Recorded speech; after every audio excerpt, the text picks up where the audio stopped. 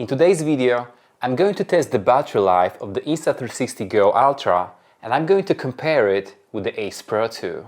What makes this video interesting is the design of the GO Ultra, because this camera in here can be used in two completely different ways. It can record as a tiny, standalone camera that weighs only 53 grams, but it can also be used with the Action Pod. The Action Pod adds a flip-up touchscreen for live preview and offers more control over your settings. At the same time, it works like a power bank, so it can continuously charge your camera even when recording. GO Ultra has a small 500 mAh battery, but when you use it with the Action Pod, the total battery capacity increases to around 1950 mAh, which is actually more than the battery inside of the Ace Pro 2.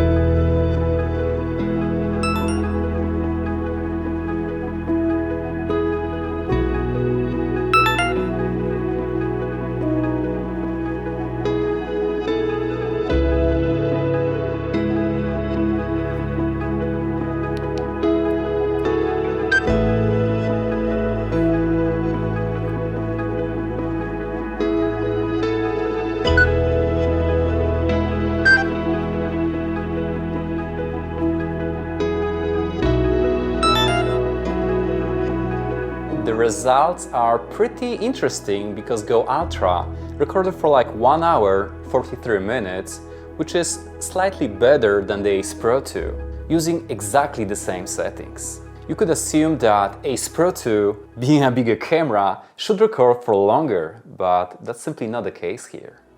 If you want to have the longest recording time and full control with the screen, you can use it with the Action Pod.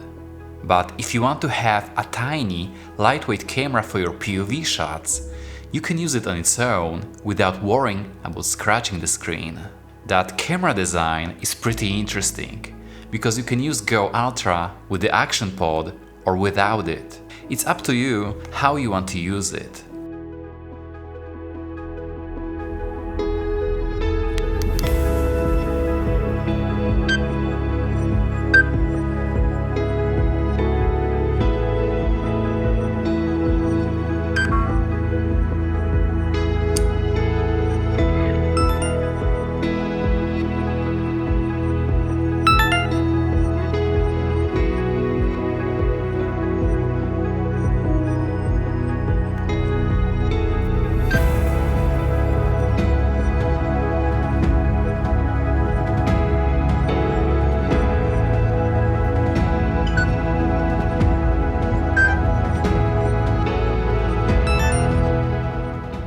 So 1080p video does give you an extra recording time, in this case roughly around 24 minutes more when compared to 4K 30 frames per second.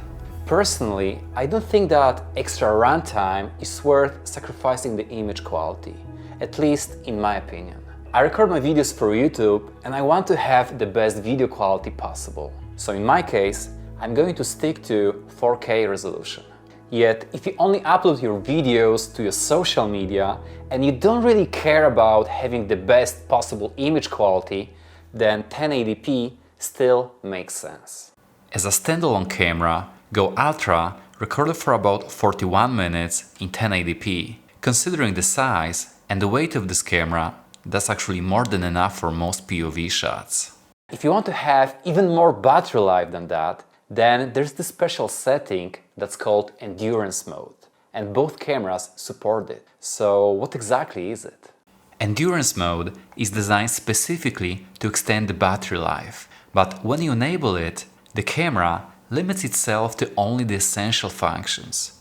It's a video mode only, no photos, no time-lapses, and no unnecessary features running in the background. The camera is focused purely on recording a video, either in 4K or 1080p, with everything else turned off to save power.